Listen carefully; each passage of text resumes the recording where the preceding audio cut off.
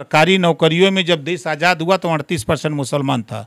मान लिया कांग्रेस ने नहीं किया, बसपा ने नहीं किया, भाजपा ने नहीं किया, आप गिनती गिना दो। दोस्तों नमस्कार, हमारे साथ अभी राजभर जी हैं और जैसा कि आप सबने देखा कि समाजवादी पार्टी कार्यालय से एक चिट्ठी आई है इनके लिए और उस चिट्ठी में जिक्र है कि अगर आप स्वतंत्र हैं तो आप कहीं पर जहां पर सम्मान हो वहां जा सकते हैं। तो हमारे साथ राजभर जी हैं। राजभर जी, चिट्ठी तो मिल गई होगी आपको, सोच क्या रहे हैं आप? उनका तलाक हमने कबूल कर लिया, सोचना क्या है? कबूल करने के बाद भी तो कुछ सोच रहे होंगे।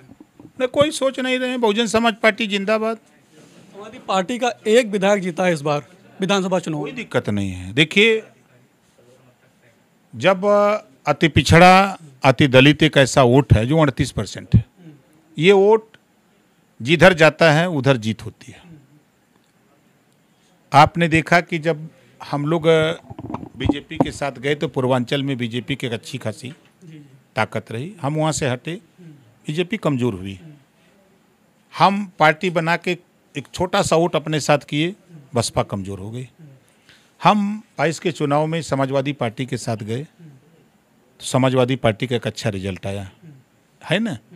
उत्तर प्रदेश में ये पिछड़ा, दलित, अल्पसंख्यक, जो उपेक्षित वंचित लोग हैं, ये पूरे उत्तर प्रदेश में ओम प्रकाश राजभर को लाइक करते हैं कि नहीं, ये सच बोलता है, सही बोलता है, और लोग साथ में हैं, जिधर हम लोग चलेंगे।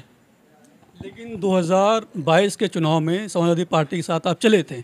आपने कई रैलियों में कहा भी था कि मुख्यमंत्री अखिलेश यादव को बनाने जा रहे हैं और बहुत सारी सीटें पूर्वांचल में दे रहे हैं। उस तरीके से रिजल्ट नहीं आया। अम्बेडकर नगर, आजमगढ़, मऊ, बलिया, गाजीपुर, थोड़ा इधर आप आगे चलेंगे तो बस्ती, फैजाबाद, अब जहां अखिलेश जी टिकट वे गलत बांट दें। आप जौनपुर, हम लोग कहते रह गए कि मौर्य लड़ा दो, जीत जाएगा। मधुबन हम लोग कहते रहे कि कोई बैकवर्ड लड़ा दो, किसी जाति को, जीत जाएगा, नहीं माने। मझवा हम लोगों ने कहा डॉक्टर जो विनोद बिंद है उसको लड़ा दो, नहीं दिया। तो जब आप जो जीतने वाला उसको हराने के लिए दे रहे हो और जो हारने वाला होता तो हारने के लिए दे ही रहे हो, तो कैसे बनोगे सरकार? बात मानते किसकी अखिलेश जी? किसी की भी नहीं मानते। किसी की नहीं। अरे जब वो अपने पिता की बात नहीं मानते तो हमारे तो हार मनी है। चाचा जी का भी जिक्र कर दिया चिट्ठी। चाचा का नहीं देख रहे, चिट्ठी संग है। साथ में जा रहे हैं आप लोग मायावती जी के साथ? नहीं भाई, अभी बात शिवपाल जी से हमारी नहीं हुई है। अभी तो हम यहीं बैठे थे, तब तक देखे चिट्ठी टीवी पर आ रही थी, तब हमने कहा देखो भाई चिट्ठी कैसी है।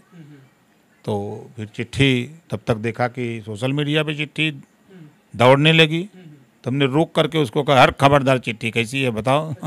पढ़ा उसको। पढ़ने के बाद तो लगा कि इसमें तलाकनामा है, तो हम कह रोक, कबूल करते हैं। उसके बाद भेजे कि नहीं भेजे? अभी टाइप हो गया है, भेज देंगे मतलब? हाँ, टाइप हो रहा, जा रहा, उनके कार्यालय पहुंच जाएगा। हाँ, आ गया ना? अच्छा, आ गया है। तो अच्छा ये बताइए, जैसे अभी उपचुनाव में आप प्रचार भी करने गए थे, आजमगढ़ भी गए थे, और अखिलेश जी ने कहा कि हमारे कार्यकर्ताओं ने, पार्टी जिसके साथ गठबंधन में थी, उन लोगों ने कहा कि हम चुनाव जीत जाएंगे, इस वजह से हम आजमगढ़ नहीं गए, और आप कह रहे थे कि ऐसी कमरों से बाहर निकलिए। फिर ये बात तो उनको विधानसभा के चुनाव में कार्यकर्ताओं से पूछ लेना चाहिए था कि सरकार बन रही है, क्या करे गए प्रचार करने। उस समय भी तो उनसे पूछ करके घर में बैठ जाना चाहिए था कि सरकार बन रही है, क्या करे जा रहे हैं। उस समय उनके लोग नहीं राय दे दिए। तो मतलब आप पूरा फाइनल हो गया 2024 का चुनाव, आप बसपा के साथ लड़ेंगे 100%।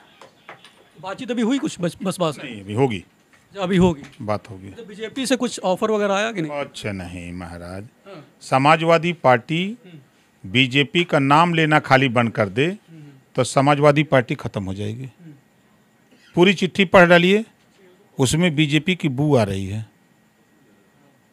पूरी चिट्ठी पढ़िए, भूत सतावत हो सपा इनके भाजपा का। अगर वो भाजपा का नाम ले बंद कर दें तो पट्टियाँ खत्म हो जाएगी।